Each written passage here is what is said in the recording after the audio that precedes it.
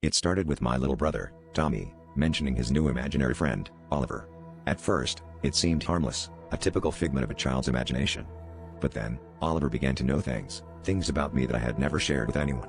One evening, while playing with his toy cars, Tommy casually mentioned how Oliver knew about the time I snuck out last summer to meet my ex. I froze, a cold sweat creeping down my spine. How could he possibly know that? It was a secret I had buried deep, something only I and one other person knew. As the days passed, Oliver's knowledge became more unsettling. Tommy would giggle and say, "Oliver says he saw you take Mom's earrings and blame it on the cat." It was true, a petty misdeed from years ago, but I couldn't comprehend how this imaginary friend could know. I started to feel watched, like a pair of invisible eyes were constantly on me, peeling back the layers of my secrets. I confronted Tommy, asking him how Oliver knew these things. He just shrugged and said, "Oliver is always watching."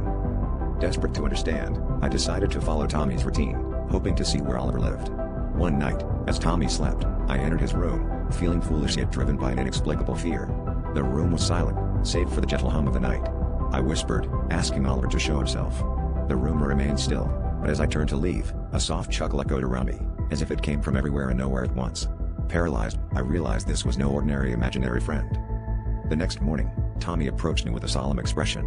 "Oliver says you should stop digging, or else you'll regret it," he said with unnerving seriousness.